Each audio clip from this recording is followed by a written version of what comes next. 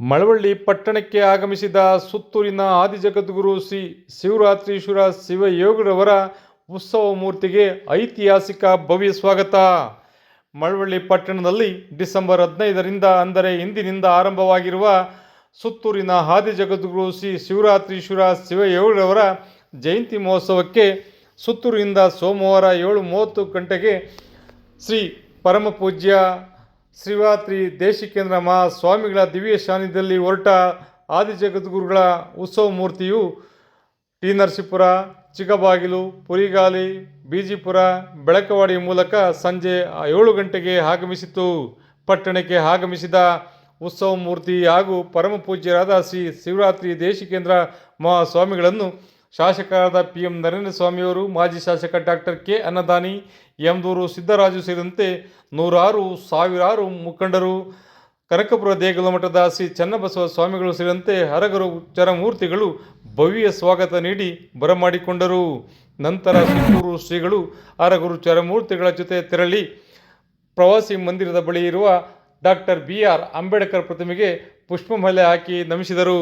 ನಂತರ ಉತ್ಸವ ಮೂರ್ತಿಯೊಂದಿಗೆ ಪರಮಪೂಜ್ಯರಾದ ಶ್ರೀ ಶಿವರಾತ್ರಿ ದೇಶಿಕೇಂದ್ರ ಮಹಾಸ್ವಾಮಿಗಳು ಕೊಳ್ಳೇಗಾಲ ರಸ್ತೆಯ ಮೂಲಕ ಅನಂತರಾಮ್ ಸರ್ಕಲ್ ಬಳಿ ಬಂದು ನಂತರ ಮೈಸೂರು ರಸ್ತೆಯ ಮೂಲಕ ಸುತ್ತೂರು ಜಯಂತಿ ನಡೆಯುವ ವೇದಿಕೆ ಕಾರ್ಯಕ್ರಮದ ಬಳಿ ಆಗಮಿಸಿ ಸುತ್ತೂರು ಗುರು ಪರಂಪರೆಯ ಸಂಪ್ರದಾಯಬದ್ಧ ಆಚರಣೆಯಂತೆ ಉತ್ಸವ ಮೂರ್ತಿಯನ್ನು ಷಡಕ್ಷರ ದೇವನ ಅನುಭವದ ಮಂಟಪದಲ್ಲಿ ಪ್ರತಿಷ್ಠಾಪಿಸಿ ವಿಶೇಷ ಪೂಜೆ ಸಲ್ಲಿಸಲಾಯಿತು.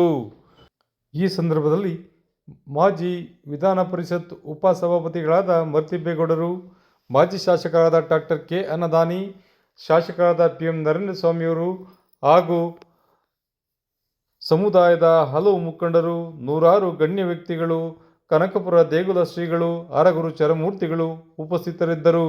ಬನ್ನಿ ನಾವು ನೋಡೋಣ ಇಂದಿನ ಉತ್ಸವ ಮೂರ್ತಿಯ ಮೆರವಣಿಗೆಯ ವಿಶೇಷ ದೃಶ್ಯವನ್ನು. ವಿಶೇಷ ವರದಿ ಮಾಗನೂರು M. ಶಿವಕುಮಾರ್, ಮಾಮರ ಮೀಡಿಯಾ, ಮಳವಳ್ಳಿ.